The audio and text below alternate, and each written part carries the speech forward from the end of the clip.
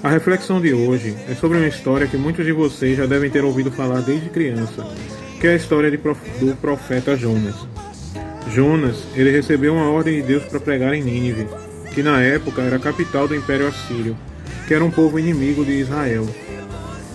Jonas, ao invés de obedecer ao chamado de Deus, tentou fugir de Deus, acreditando que se ele fosse para Tarsis, estaria fora da visão ou do alcance de Deus. No caminho, Deus mandou uma tempestade, e mesmo assim, Jonas estava tão determinado a não pregar em Nínive, que, mesmo diante do risco à própria vida, Jonas não fez caso.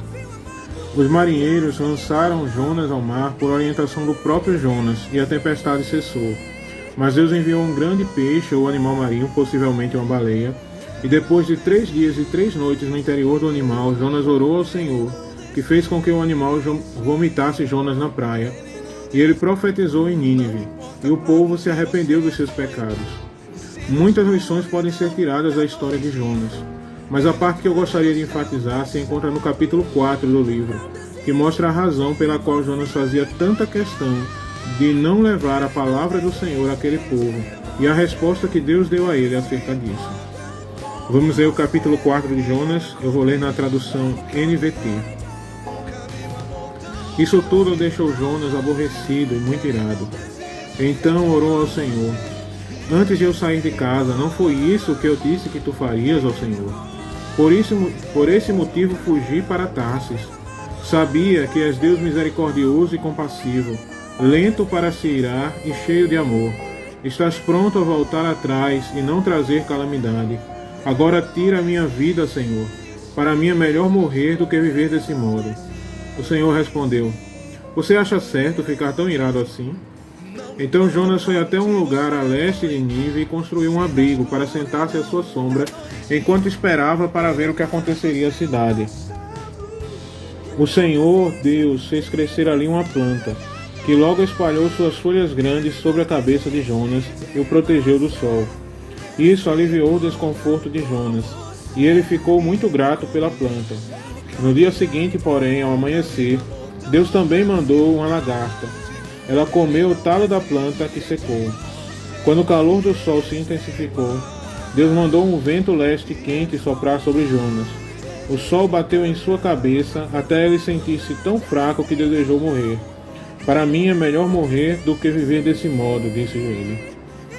Deus perguntou a Jonas: você acha certo ficar tão irado por causa da planta? Jonas respondeu: sim, acho certo ficar tão irado a ponto de querer morrer.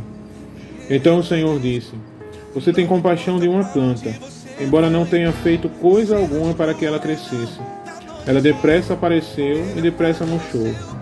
Nínive, porém, tem mais de 120.000 pessoas que não sabem decidir entre o que é certo e o errado, sem falar de muitos animais. Acaso não devo ter compaixão dessa grande cidade? Então nós vemos aqui que Jonas, ele não queria ir para Nínive, porque ele tinha muita raiva do Império Assírio, e ele queria que Nínive fosse destruída. Jonas sabia que Deus é misericordioso e que pela sua pregação aquele povo poderia se arrepender. De fato, deve ter sido muito difícil para Jonas perdoar aquele povo, porque além de serem inimigos de Israel, os assírios, eles eram extremamente cruéis e eles faziam questão de se orgulhar das atrocidades que faziam. Eles torturavam os inimigos em combate e faziam questão de se orgulhar disso. Deus foi didático ao fazer crescer uma planta para fazer sombra a Jonas. Em seguida eliminar a planta e mostrar que enquanto que Jonas não havia feito nada por aquela planta e ficou indignado pela falta dela, Deus criou cada vida. Mesmo aquele povo sendo mau, eram pessoas que não tinham entendimento e precisavam de uma palavra de Deus. Essa passagem, essa história nos mostra a bondade de Deus, que em sua infinita misericórdia criou e sustenta cada vida todos os dias. Deus sempre ama e quer salvar. E é também dever de todos nós amar e desejar o melhor para as pessoas. Romanos 12, versículos 14 e 15 diz: abençoem aqueles que os perseguem, não os amaldiçoem, mas orem para que Deus os abençoe. Alegrem-se com os que se alegram e chorem com os que choram.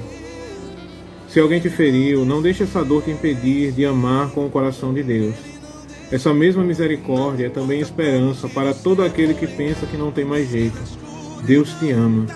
Ele sempre vai te amar e Ele te espera ansiosamente.